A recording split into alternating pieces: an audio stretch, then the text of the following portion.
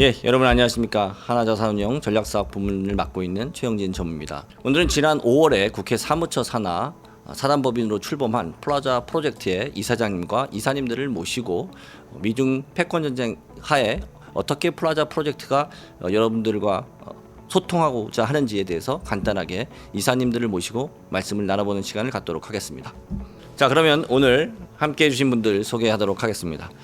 플라자 프로젝트 이사장님을 맡고 계시고 또 솔라리움 프로젝트 센터장을 겸직하고 계신 김은규 이사장님, 안녕하십니까? 네, 안녕하세요.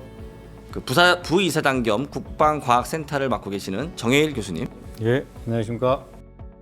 그리고 전략연구센터장을 맡고 계시는 전봉규 교수님, 안녕하세요. 국제지역연구센터장을 맡고 계신 신범식 교수님, 안녕하십니까. 글로벌 경제센터장을 맡고 계신 이왕희 교수님. 안녕하세요. 이분들이 플라자 프로젝트 이사장 겸 부이사장 그리고 또 이사님이십니다. 그럼 먼저 김은규 교수님께 또 질문을 좀 드려야 되는데요. 국회 사무처 산하 사단법인으로 설립된 이래로 플라자 프로젝트의 법인 설립 보고 그리고 앞으로의 목표에 대해서 간단하게 좀 소개해 주시면 좋을 것 같습니다. 네, 저희 플라자 프로젝트는 저희 이제 대한민국 표방하는 자유민주주의 체제에 기반해서 공화주의적인 사고를 같이 결합해서 현재 우리가 직면하고 있는 새로운 국제질서의 재편 과정 그리고 미중 전략 경쟁 시대에 대한민국이 어떤 전략을 가지고 나가야 되는지에 대한 고민을 함께 하고자 하는 목표를 가지고 있습니다. 본래 우리 플라자 프로젝트는 2018년부터 사실 시작됐습니다. 당시 문재인 정부 당시 북한 문제로 외교안보 문제가 모두 다 치환되었을 때 다가오는 미중 전략 경쟁이 얼마나 거대하게 그리고 우리의 앞으로의 미래의 운명에 영향을 미칠지 고민하는 분들이 한 10여 분이 모여서 미래 전략을 같이 초당파적으로 한번 고민해보자 이런 문제의식을 가지고 시작했습니다. 당시 제가 한 20여 년간 청와대 정책자문을 하면서 정쟁과 당파적인 인재 활용으로 우리 외교안보 생태계가 무너지고 있고 다가오는 미중 전략 경쟁에 대비할 우리의 여력은 대단히 부족하다 이런 문제의식을 가졌습니다. 그래서 그런 문제의식을 가진 분들이 모여서 10여 분이 모여서 시작을 했는데 그 와중에 이제 2023년부터는 국회 보좌관들과 기자들까지 포함한 플라자 프로젝트 미디어 세미나가 생겼고 기존의 전문가 세미나까지 합해서 한 200여 분 이상의 전문가분들이 함께 모여서 거의 매달 세미나를 개최하고 같이 고민하는 그러한 이제 프로젝트가 되었습니다. 그런데 이제 이거를 좀 더 확대해서 우리가 활동도 그리고 역할도 강화하고 국제적인 이제 네트워크를 만들어가면서 이제 대한민국의 미래를 함께 고민하는 그런 새로운 도약을 위해서 저희가 올해 5월 달부터는 국회 사무처의 등록단체로서 이제 추후에는 정식 기부금도 같이 받으면서 이제 보다 더 활동을 확대해 나가는 그런 노력을 진행할 겁니다. 네, 말씀 주신 것처럼 저도 5년 전부터 함께 플라자 프로젝트 활동을 했었는데요. 우리나라의 국제 정치, 외교, 안보, 국방의 현실이 정말 어려운데 더 큰 문제는 이제 양극단으로 분열되어 있다는 게 가장 큰 문제가 아니었나 싶습니다. 플라자 프로젝트에서 가장 의의가 있었다고 생각하는 것은 보수와 진보에 치우치지 않고 그 보수와 진보를 하나의 용광로처럼 아우를 수 있는 그러한 어떤 싱크탱크 모임이었고 공부 모임이었다라는 측면에서 저는 이제 함께할 수 있어서 매우 의미가 있었는데요. 5개의 센터를 출범했습니다. 각각의 5개의 센터 어떤 의미가 있는지 간단하게 좀 소개시켜 주시고 이어서 각 센터장님께 제가 질문을 드리도록 하겠습니다. 네, 저희 플라자 프로젝트는 크게 5개 센터로 운영되고 있는데요. 첫 번째가 이제 솔라리움 프로젝트 센터 제가 맡고 있고요. 그 다음에 이제 전략연구센터는 이제 우리 전봉근 교수님, 그 다음에 글로벌 경제센터는 이왕휘 교수님, 그리고 국제지역연구센터는 신범식 교수님, 그리고 국방과학센터는 우리 정혜일 전 국방대표 총장님, 그리고 저희 플라자 프로젝트 부이사장님께서 맡고 계십니다. 먼저 이 5개의 센터가 함께 이제 운영되면서 이제 저희 플라자 프로젝트의 목표를 향해서 이제 여러 노력을 할 건데요. 일단 저의 솔라리움 프로젝트부터 잠깐 소개를 드리자면 그 솔라리움 프로젝트는 사실 1953년 여름에 미국의 아이젠하워 대통령이 당시 대소 전략을 놓고 미국 조야가 분열됐을 때 이 대소련 견해에 대해서 다양한 어떤 의견들을 가진 주요 외교안보 전문가 4개의 팀을 모아서 각각 주장을 담은 보고서를 만들게 한 후에 그것을 결합해서 NSC 146-2라는 보고서를 완성하면서 이것이 냉전 내내 대소 전략의 핵심적인 어떤 그 보고서가 됩니다. 그래서 우리처럼 지금 그 당파적인 어떤 그 여러 가지 분열상이 있고 정파적 이해에 의해서 외교안보도 영향을 받는 상황에서 우리도 솔라리움 프로젝트 같은 그런 그 조직을 만들어서 같이 국내의 어떤 그 공감대를 형성하면서 그 공감대에 기반한 외교안보 전략을 행하는 것이 이 어려운 시기에 처한 대한민국 외교안보에 정말 가장 기묘한 일이겠다. 이런 문제의식을 가지고 이 노력을 지금 추진하려고 합니다. 그래서 매년 한 권씩 이제 그 보고서를 일단 발간하고요. 그리고 한 3, 4년 후에 이 결과들을 모아서 대한민국의 이제 그 솔라리움 프로젝트 같이 그 결합된 어떤 전략을 하나 만들어낼 생각입니다. 그래서 일단은 2023년에는 한국의 대외 전략에 관한 점검과 새로운 제안이라는 보고서를 이렇게 발간한 바가 있습니다. 이게 그 조그만 보고서고요. 금년에는 윤석열 정부의 외교안보 경제정책의 중간평가라는 보고서를 기획하고 있습니다. 그래서 보고서를 바탕으로 해서 우리 저기 그 맨하탄 프로젝트처럼 이제 세계 제2차 대전을 종결했던 어떤 그런 주요한 어떤 그 하나의 그 노력처럼 우리도 대한민국이 처한 이 어려움을 어떻게 극복해 나갈까 하는 집단지를 모아서 서로 우리의 미래를 한번 같이 계획해보자. 이런 노력을 계속할 생각입니다. 네, 고맙습니다. 네, 그러면 이어서 제가 전략연구센터를 맡고 계신 전봉균 교수님께 10분 정도 시간을 좀 드리도록 하겠습니다. 전략연구센터라는 것은 어떤 곳이고, 그리고 대전략의 필요성이나 개념, 그리고 외교 전략의 필요성, 그리고 이제 한반도 전략 연구라는 주제를 가지고 좀 간단하게 말씀 주시면 좋겠습니다. 예, 전략연구센터에서는 조금 포괄적이고 기본적, 개념적 연구를 진행하고자 합니다. 물론 사안에 따라서는 구체적인 정책 사안에 대한 한국의 외교 전략을 개발하기도 하겠습니다만은 우선 아마 좀 더 굉장히 포괄적인 연구 주제, 한국의 대전략은 솔라리움 센터에서 아마 거기서 컨텐츠를 개발할 것으로 기대를 합니다. 다만 이를 위해서 우리가 필요한 몇 가지 기본 연구가 있습니다. 도대체 국익이란 무엇인가? 그리고 우리가 처한 구조적인 환경의 변화는 도대체 어떻게 진행되고 있는가?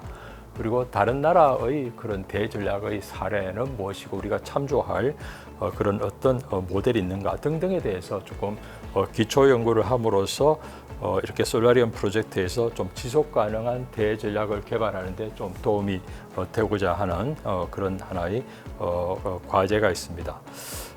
또 구체적으로는 현재 우리가 가장 그 미중 경쟁이라든지 그런 상황에서 한국 외교 원칙이 뭐냐라는 굉장히 강한 전문가들 또는 언론의 그런 디맨드가 있습니다. 그래서 그런 것도 가능하면은 우리 대북 정책의 원칙, 미중 경쟁에 대한 원칙, 그리고 현재의 세계적인 또는 동북아시아의 진영화에 대한 한국 외교 원칙은 무엇인가라는 것에 대해서 좀 전문가들의 의견을 수렴해서 그것을 조금 정리해서 의견도 내고 그것이 또 솔라리움 프로젝트에서 추가적으로 좀 진척이 되도록 그런 그런 계획도 갖고 있습니다.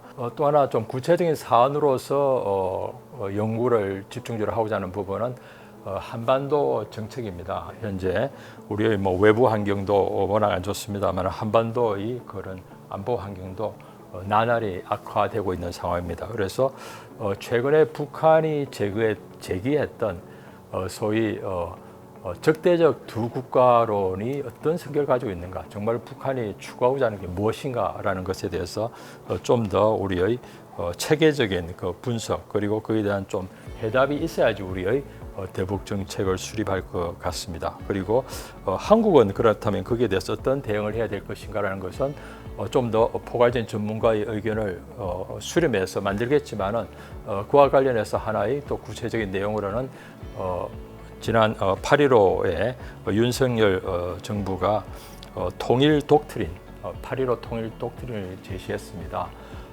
일각에서는 보수 진영에서는 그것에 대한 환영을 환영했지만은 진보 진영 또는 많은 야당 정치인들은 굉장히 또 혹평을 하고 있습니다.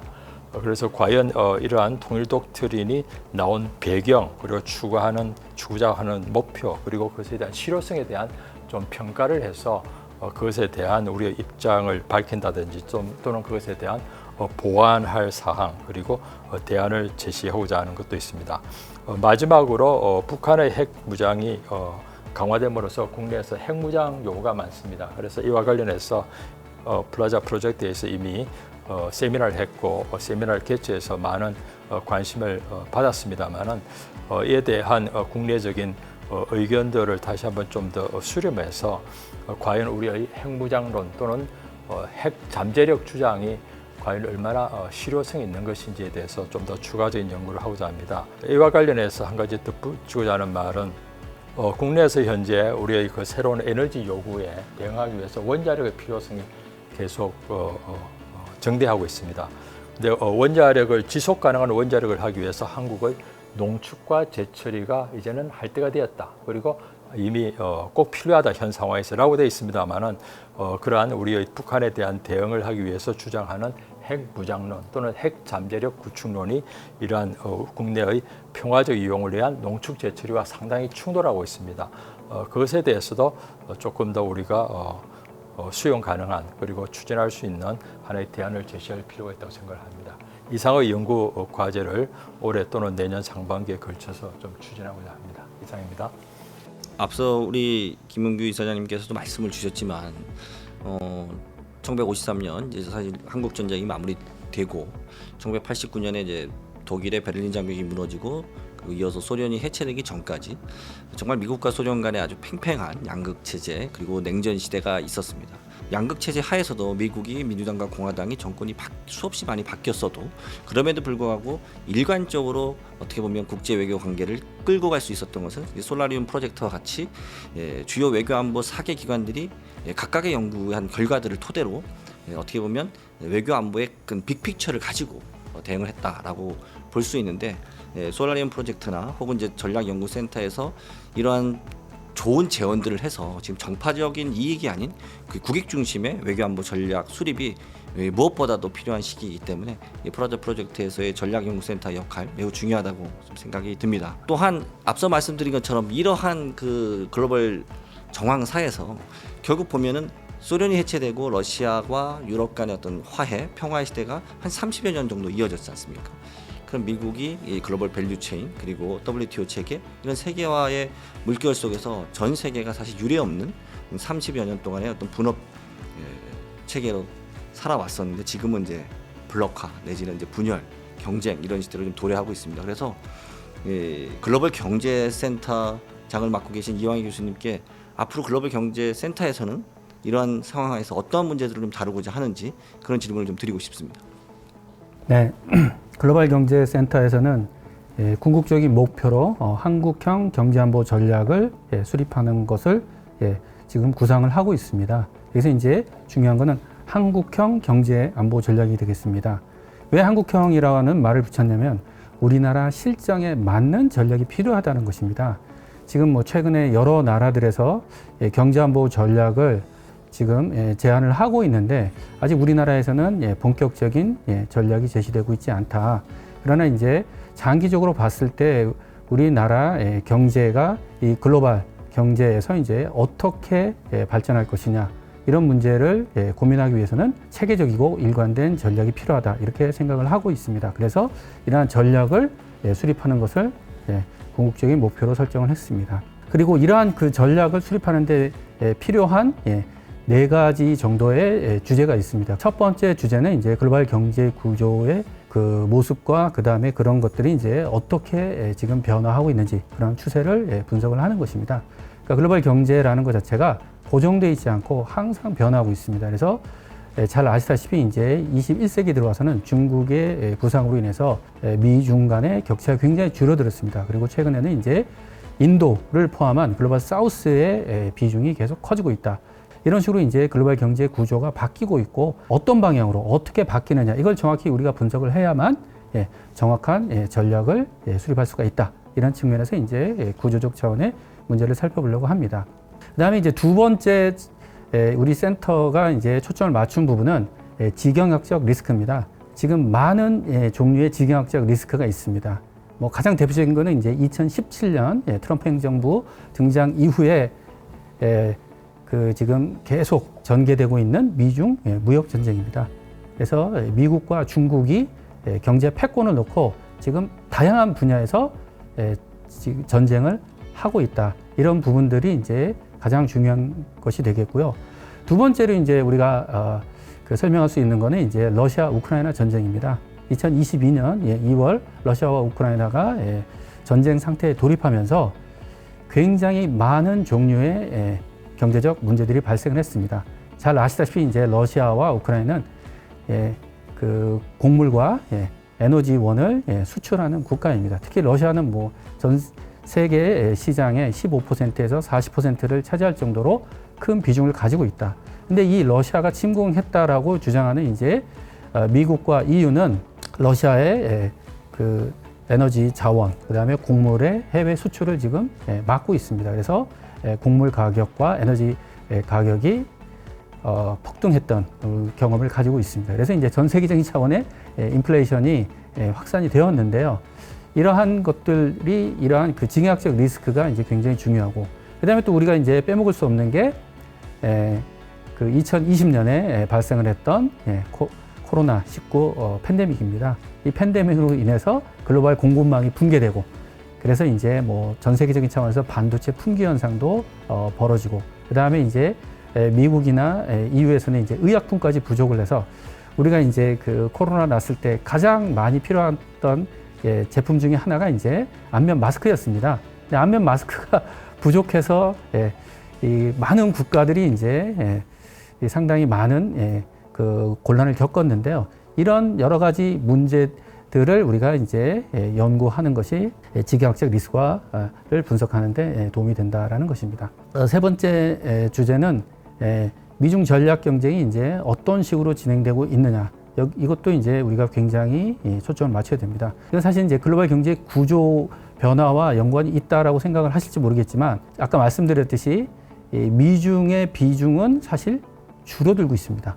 왜냐하면 글로벌 사우스가 부상을 하면서 미중의 비중은 줄고 있다. 그래서 일반적으로 우리가 이제 미중 경쟁이 가장 중요하다라고 생각을 하지만, 현재는 맞지만 앞으로 20, 30년 뒤에는 또 바뀔 수가 있는 것입니다. 그래서 이 미중 전략 경쟁이 어떻게 진행되느냐에 따라서 또 이제 세계 경제의 흐름이 바뀌는데, 이 가장 최근에 많이 논의가 되는 게 디커플링과 디리스킹입니다.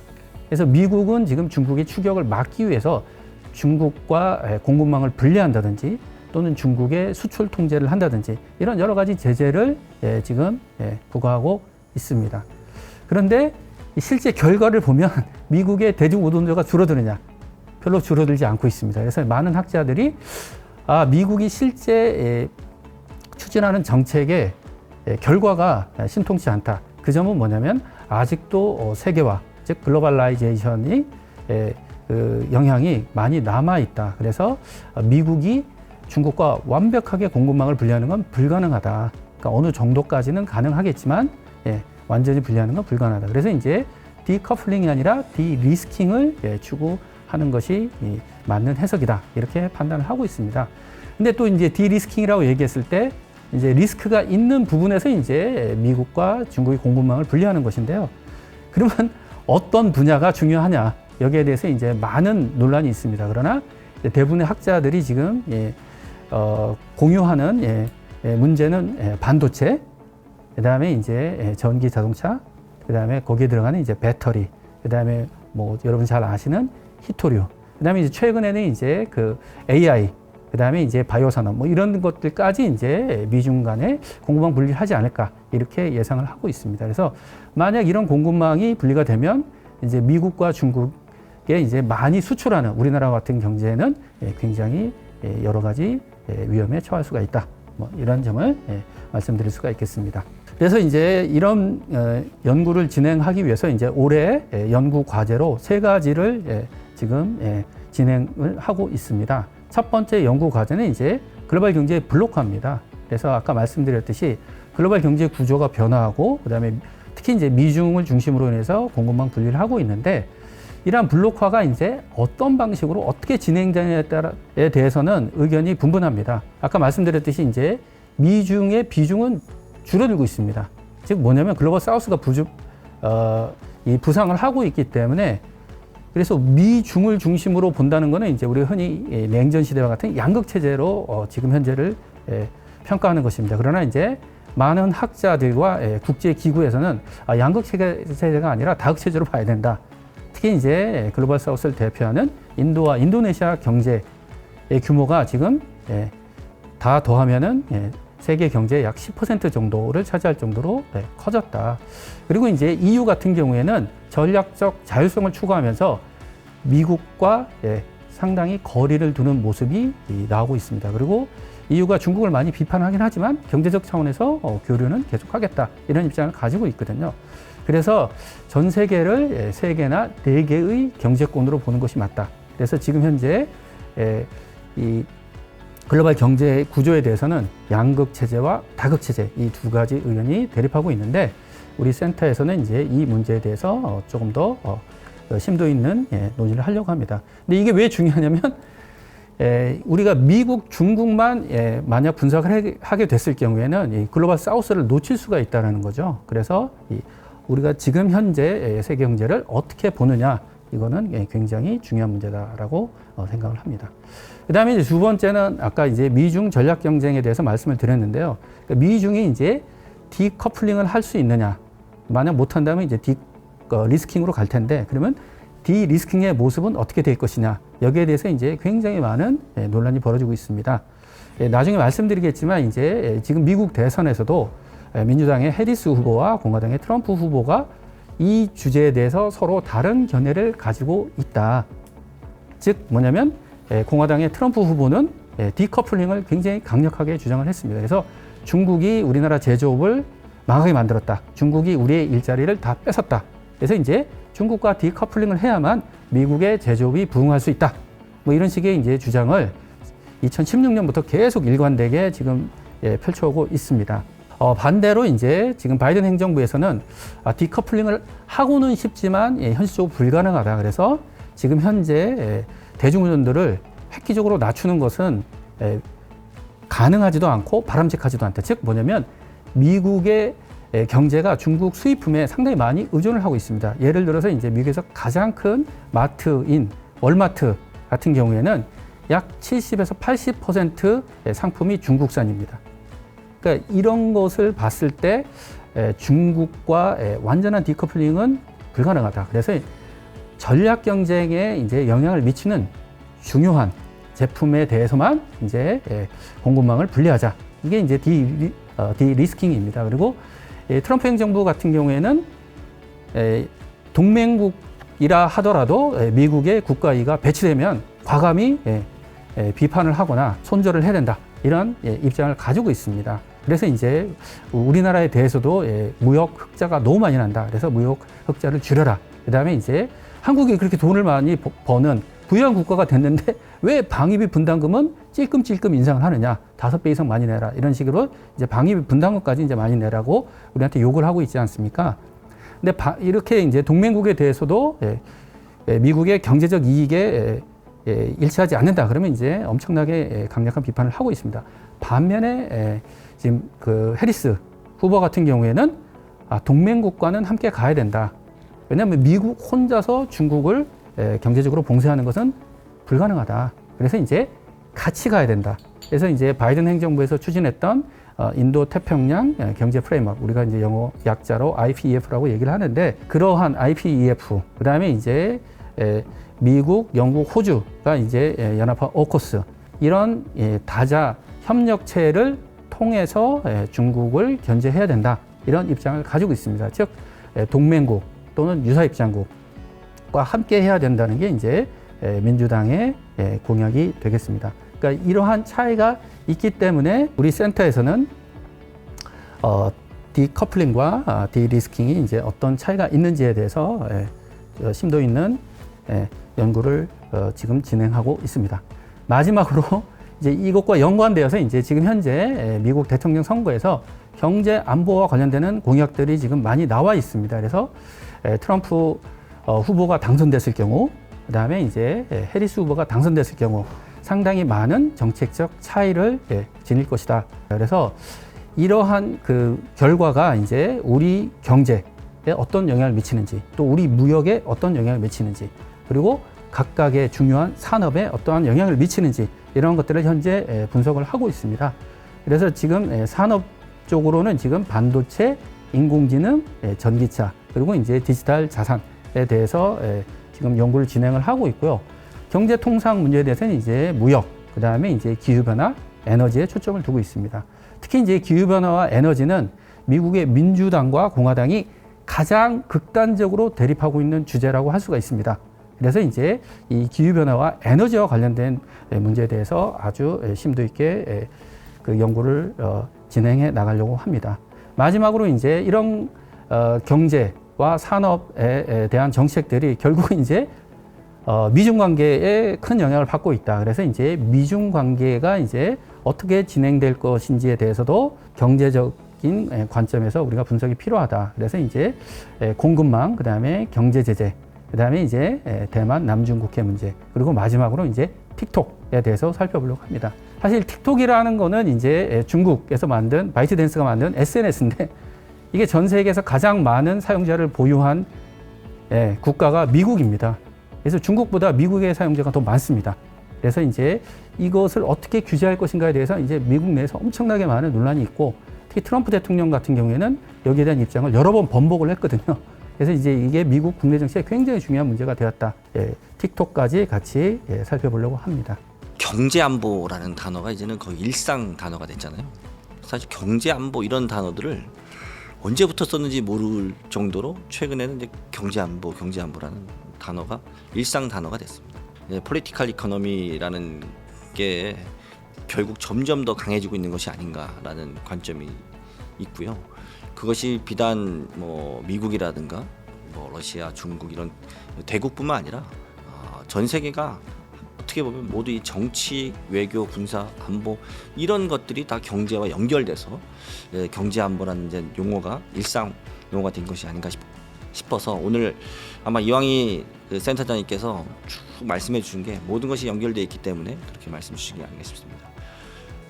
국제지역연구센터장을 맡고 계신 이제 신보식 교수님께는 제가 이런 질문을 좀 드리려고 합니다. 결국 이러한 문제들이 국제 질서의 변화 때문에 나타난 거거든요. 그래서 국제 질서 변동의 주요한 원인, 특징은 무엇인지, 그리고 또 우리가 한국이 이런 국제 질서 변동에 따라서 가장 그 영향을 많이 받는 국가 중에 하나이기 때문에 우리가 좀 주의해야 될 대응점들, 그리고 이제 변화하는 국제 질서에서 한국의 대응은 또 지역 전략은 어떻게 연계가 되는지, 이런 부분들이 어떻게 보면 국제 지역 연구센터에서 다뤄야 될 문제가 아닌가 싶은데 센터장님께서 한번 앞으로 어떤 일을 하실 건지 말씀해 주시면 좋겠습니다. 저희 센터가 설정하고 있는 중요한 연구 질문은 크게 세 가지입니다. 첫 번째 질문은 국제 질서가 변동하고 있다고 하는데, 그렇다면 그 변동하고 있는 국제 질서의 이 중요한 이 변화의 특징이 무엇인가라는 질문입니다. 뭐 다극화 논의라든지 신냉전 논의에서 보이는 것처럼 이제 국제 질서가 변화하고 있다라고 하는 이런 저런 설명들이 많이 있습니다. 그 중에서도 가장 단골 손님으로 등장하는 주제가 미중 전략 경쟁의 격화 내지 동학에 대한 연구들이고요. 또 다른 쪽에서는 국제적인 극구조가 변동하면서 세력이 재분배되고 있다라고 하는 이 부분에 대해 주목하는 논의들이고요. 또 최근에는 글로벌 사우스의 부상에 대한 논의들이 이제 많이 이 학자들에 의해서 제기되고 있는데요. 이런 논의들에 대한 종합적인 검토를 통해서 변화하는 국제 질서 변동의 특성을 살펴보는 것이 첫 번째 과제가 되겠고요. 두 번째 질문은 한국의 국제 질서 변동과 관련된 이 대응책을 강구함에 있어서 주의해야 할 점이 무엇인가라는 질문입니다. 사실 강대국의 경쟁이 고조되는 상황에서 가장 큰 영향을 받는 나라라고 사회자께서도 말씀해 주셨는데, 이 바로 그런 지정학적인 중간국 위상이라는 것들을 고려했을 때 어떤 실용적인 균형 외교 노선이라는 것이 우리에게 필요한가 하는 고민이 굉장히 중요한 시점입니다.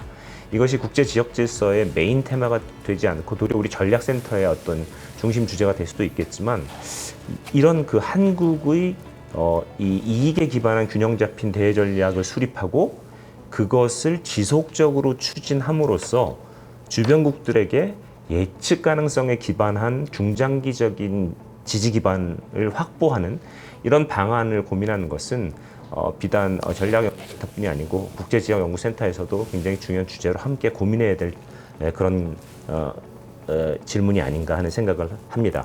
특히 저희 센터에서 조금 더 특징적으로 집중해 볼 수 있는 주제는 세계 지역이라고 알려져 있는 이 판이 이제 글로벌한 판도 있지만 지역이라고 하는 판도 있는데, 이 판마다 강대국들이 경쟁하는 플레이어, 그 다음에 우적 관계, 그리고 세력 구도가 다 특이하게 달리 나타납니다. 따라서 이런 독특한 각 지역별 경쟁의 장에 대한 이해를 통해서 이 지정학적 중간국들이 어떤 환경에 대하여 어떤 식으로 생존과 번영의 논리를 그리고 그 전략을 추구해 가는가를 비교적 시각에서 관찰해 봄으로써 한국의 정책에 대해서 굉장히 많은 참조할 레퍼런스를 제공할 수 있는 것이 아닌가 하는 생각을 해봅니다. 따라서 이와 관련해서 우리가 이제 그 지금 말씀드리는 그 글로벌 사우스라고 하는 이 글로벌 사우스의 부상과 관련되어진 한국 외교가 어떻게 또 국익 확보와 전략적 자율성을 확보하는 방안에 대한 연구로까지 연결되어질 수 있는 바로 부분이 바로 이런 그 두 번째 질문과 연관되어진 중요한 이 연구 주제가 되겠다, 이렇게 말씀드리겠습니다. 마지막 세 번째 질문은 변화하는 국제 질서에 대한 한국의 대응은 지역 전략과 어떻게 연계될 수 있겠는가라는 질문입니다. 사실 외교 전략과 지역 정책을 결합한다는 것 자체가 사실은 우리 외교에서 아주 진지하게 고민되지 않은 어젠다 중에 하나입니다. 그렇지만 이제 변화하는 국제 질서 속에서는 이 한국의 대외 전략과 지역 정책이 결합되어져서 통합적인 외교 정책을 추진해 나가지 않으면 안 되는 그런 환경에 노출되고 있다, 이렇게 말씀드릴 수 있겠습니다. 따라서 이 과정에서 한국이 가질 수 있는 강점이 뭘까를 고민해 본다면 그것은 아무래도 과거 식민지 경험을 한 최빈국 한국이 상당히 단기간 내에 산업화 그리고 민주화를 동시에 달성한 그런 경험을 한 것이죠. 어떻게 보면 이것이 우리의 굉장히 강점이 될 수 있는데, 이런 한국의 발전 경험의 의미를 잘 해석하고 이것을 한국의 새로운 대외 정책의 정체성으로 삼음으로써 어떻게 글로벌 사우스에 대한 접근을 창조적으로 개발해 나갈 수 있고 그것을 우리 국익과 연결할 수 있겠는가 하는 고민은 한국 외교의 미래를 위해서 굉장히 중요한 질문이 되겠다, 이런 생각을 하게 됩니다. 따라서 이런 그 세 가지 질문을 중심으로 해서 올해 하반기 그리고 또 내년 상반기에 걸쳐서 저희 국제지역연구센터에서는 다음과 같은 활동들을 좀 전개해 보자 합니다. 일단 저희 센터의 주요 연구 주제는 글로벌 사우스의 부상과 대응을 연구의 중심 주제로 선택을 하였습니다.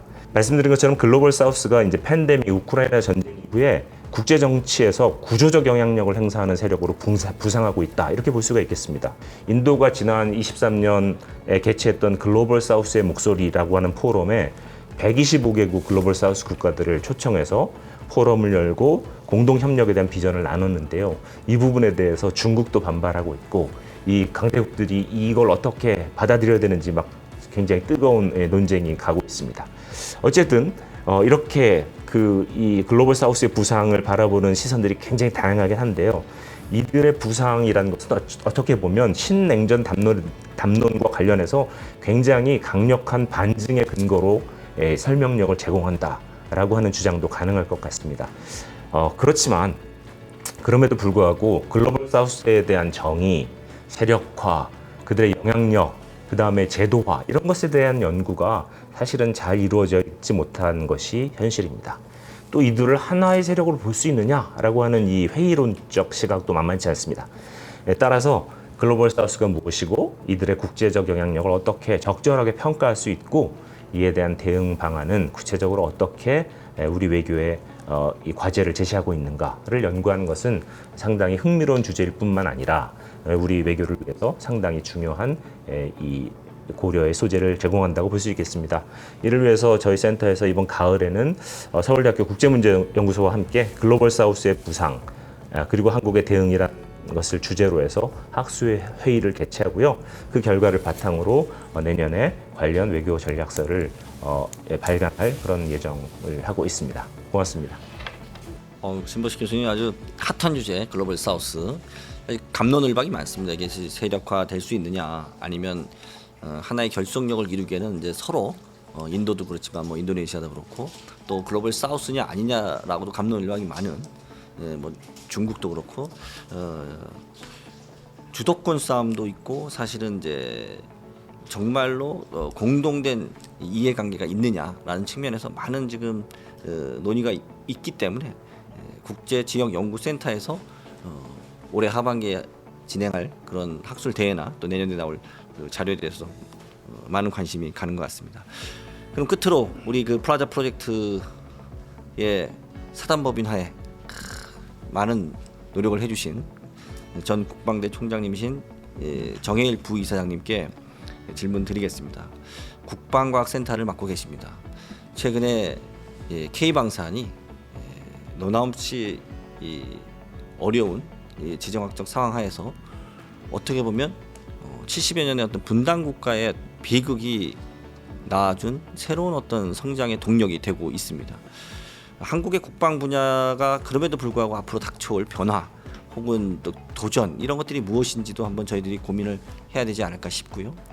우리가 글로벌 4대 방산 강국으로 도약하겠다라는 담대한 비전을 갖고는 있습니다만 그와 관련해서는 군의 어떤 과학화, 부인화, 물론 고도화 이런 관점에서 그동안 우리가 국산화를 가져왔던 방위산업체 체제의 어떤 한계점이라든가 여러 가지로 사실은 국방과학센터에서 다뤄야 될 문제가 우주항공 포함해서 많을 것으로 생각되는데 주로 어떤 일들을 좀 하고자 하시는지 포부를 좀 말씀해 주시면 고맙겠습니다. 저희 국방과학센터에서는 아무래도 이제 우리 국방이라는 것이 앞서 교수님들 많이 말씀하셨지만 외교 문제, 지역 문제, 경제 문제가 모두 복합돼서 이제 국방은 우리 국가 국민이 생존과 직결되는 문제를 어떻게 대책을 수립해 나갈 것인가 하는 굉장히 좀 실질적이고 구체적인 이제 논의와 연구가 이루어져야 되겠다 하는 생각을 많이 합니다. 근데 저희가 앞으로 맞닥뜨릴 어떤 국방 분야에 있어서의 도전은 가장 큰 것은 북한이 핵을 가질 것이다 라는 이런 변화 속에서 그동안 저희는 북한의 핵을 갖지 않도록 하기 위한 굉장히 다각적인 외교 노력, 국제 간의 노력이라든가 하면서도 우리 군은 한국이 최첨단 재래식 전력을 주한미군의 전력과 연계해서 하면서 미국의 핵 전력을 보장받는 이러한 그런 프레임 속에서 저희가 북한의 핵 위협에 대비했다면 그럼 이제 북한이 핵을 정말 기정사실화 할 때 우리는 과연 어떠한 정책 대비 태세를 갖출 것이냐. 근데 여기에 많은 도전이 있습니다. 가장 우선은 현재 저희가 지난 70년 동안 구축해왔던 이런 군구조 시스템을 유지할 수 있는 병력 자원이 없다. 인구 절벽이 가장 지금 심각한 문제고요. 그 다음에 또 러시아 우크라이나 전쟁에서 봤지만 과학기술의 변화에 따라서 전쟁 양상이 굉장히 변화하고 있습니다.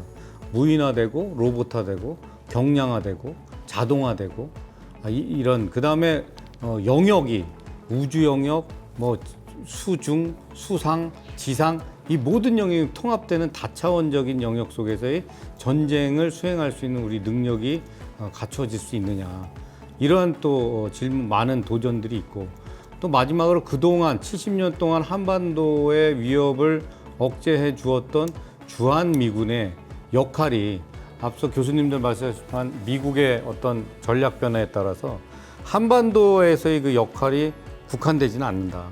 그러면 기존 정부에서는 우리 주한미군의 역할이 한반도에서 확대되는 것을 굉장히 꺼려했는데 지금 주한미군과 주일미군의 통합 문제라든가 또 유엔사의 역할 확대 이러한 것들이 굉장히 공공연하게 논의되고 있는 속에서 우리 한국의 국방 태세는 어떻게 소위 말해 퀀텀 점프를 대비할 것이냐 하는 것이 저희 이제 플라자 프로젝트에서 앞으로 대비해야 될 중요한 문제라고 생각하고, 가장 저희는 우선 이것을 우리 국방 과학 기술을 이 발전하는 과학 기술을 어떻게 우리 국방 태세에 접목할 것인가를 우선적으로 좀 연구를 하자는 그러한 목표를 세웠습니다.